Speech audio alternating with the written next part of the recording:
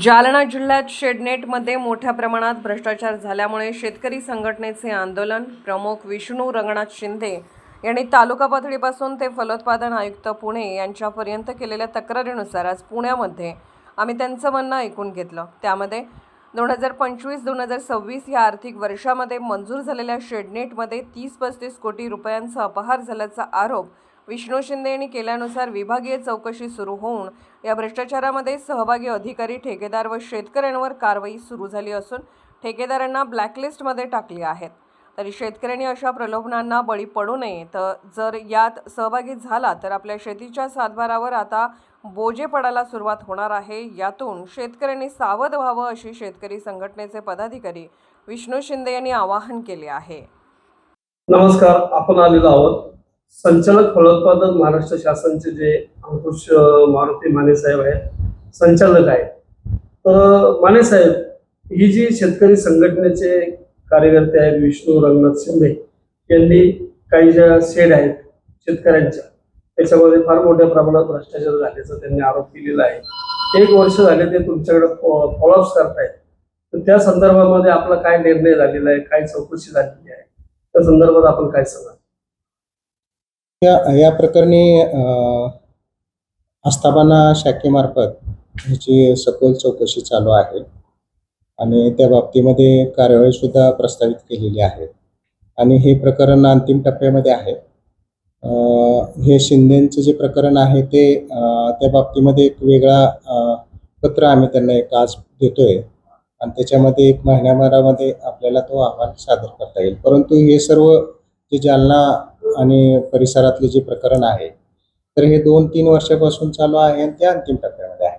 2-3 वर्षांपासून चालू आहे, परंतु परत 25-26च्या ज्या काही योजना तुम्ही राबवलेल्या आहेत आणि त्या तिथं पूर्ण झाल्यात, त्यांचं पेमेंट पण निघालं गेलेलं आहे। तर आपला अभिप्राय असल्याशिवाय त्यांचं पेमेंट होत नाहीये, तर आपल्याकडून काही त्याच्या संदर्भामध्ये कारवाई झालेली आहे ती चौकशी करतो आम्ही। आता ह्याच्यामध्ये एक 5-7 गावं त्यांनी मेन्शन केलेली आहेत त्या घनसांगवी परिसरातले, तर त्याच्या बाबतीमध्ये आम्ही चौकशी करून अहवाल सादर करू। शासनाचा निधी आहे, तो निधी योग्य लोकांपर्यंत गेलाय की नाही, निश्चित त्यासाठी शेतकरी संघटनेचे जे कार्यकर्ते जे आहेत ते संघर्ष करते, आज ते आत्मदहनापर्यंत आलेले आहेत। तुम्ही त्यांचं समाधान कसं करा? की कालच त्यांचं हे होतं तर त्यांनी ते आत्मसमर्पण मागे घेतलं असं आम्हाला कळवलेलं होतं, परंतु त्याच्यामध्ये त्यांनी परत फेरविचार करून परत त्यांनी हे सादर केलेलं आहे। तर त्या बाबतीमध्ये आम्ही चौकशी निश्चित करू। त्यांचं समाधान कसं करायला? चौकशी करून जो अहवाल येईल त्यांना आम्ही समाधान करू त्याचं। शेतकरी संघटनेचे विष्णू रंगनाथ शिंदे हे जालना जिल्ह्यातून या ठिकाणी पुणे शहरामध्ये आलेले आहेत। तर घनसावंगी जो तालुका आहे त्या तालुक्यामध्ये फलोत्पन्नाच्या बाबतीत किंवा ज्या शेड बनवल्या जातात शेतांमध्ये, त्या शेतांच्या बाबतीत त्यांचा काही आक्षेप आहे। तर त्या ठिकाणी बऱ्याचशा शेड ह्या झालेल्याच नाही आहेत, परंतु त्याचे बिलंही काढली गेलेली आहेत। त्याच्यामध्ये खालच्या स्तरापासून तो वरच्या स्तरापर्यंत फार मोठ्या प्रमाणात 20 ते 25 कोटी रुपयाचा भ्रष्टाचार झाल्याचा त्यांचा आरोप आहे। तर पाहूया, विष्णूजी आपण सांगा कशा पद्धतीचा भ्रष्टाचार झालेला आहे, आपण जो काही फॉलोअप्स केलेला आहे, या लोकांचा प्रत्येक ठिकाणी तुम्ही अर्ज करताय, त्या अर्जावर तुम्हाला कशा प्रकारच्या प्रतिक्रिया मिळालेल्या आहेत त्याबद्दल थोडक्यात सांगा।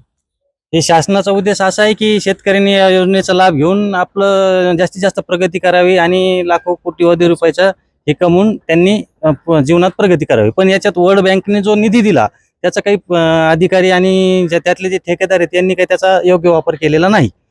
त्याच्यामध्ये काय शेतकऱ्याला थोडीफार त्याची दिशाभूल करून थोडाफार पैसा देऊन एकच शेडनेट अनेक शेतात पार्सल करून त्याच्यामध्ये काय एका शेडनेटवर 10-10 वेळेस त्याचे बिलं काढलेले आहेत। तर त्यामुळे या योजनेमध्ये घनसावंगी तालुक्यात पूर्णपणे बोगसगिरी झालेली आहे। कोट्यवधी रुपये शासनाचे पाण्यात बुडालेले आहेत। ते जर योग्य शेतकऱ्याला दिले असते तर घनसावंगी तालुक्याचा चेहरा मोहरा पालटला असता। तर याच्यामध्ये मोठा भ्रष्टाचार झालेला आहे, म्हणून तुम्ही जो काही सगळ्या ऑफिसमध्ये हे करतायत, आता तुम्हाला यांच्याकडून काय अपेक्षा आहे? हे जे आयुक्तालय जे आहे या आयुक्तांकडून तुम्हाला काय अपेक्षा आहे? यामध्ये बोगस शेडनेट प्रकरणामध्ये अधिकारी आणि त्याच्यातले जे ठेकेदार आहेत यांनी जवळपास 80% पैशाचा अपव्यय केलेला आहे. ती रिकव्हरी करून तो जर पैसा नवीन शेतकऱ्याला जर दिला आणि त्यांनी जर योग्य वापर केला तर हे अपेक्षित आहे की तो पैसा चांगल्या शेतकऱ्याला द्या, त्यांना ते करायला भाग पाडा. अशा पद्धतीने माझा त्याचा योग्य उद्देश आहे.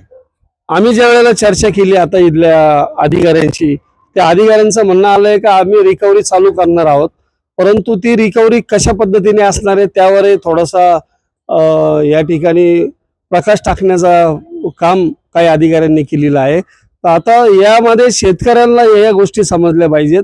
जर कधी आपल्या एका शेडवर 4-4, 5-5 लोन घेतली गेली असतील तर ते लोनचा पूर्ण बोजा जो आहे तो त्या शेतकऱ्यावर पडणार आहे. तरी शेतकऱ्यांनी अशा पद्धतीचे जे जर बोगस काम करणारे जे काही लोक आहेत त्यांच्या पाठीशी उभे राहू नये, नाहीतर मग पुन्हा तुमच्या जमिनीवर तो बोजा राहणार आहे.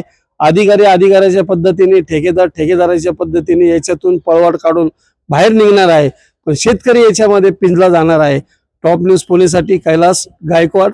अशाच नवनवीन बातम्या व घडामोडी पाहण्यासाठी आमच्या चॅनलला लाईक, शेअर व सबस्क्राईब करा. Top news Pune.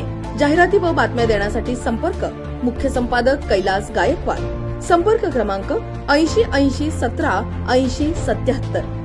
पुणे शहरात न्यूज रिपोर्टर नेमणे आहे. इच्छुकांनी वरील मोबाईल नंबरवर संपर्क साधावा. Top news Pune.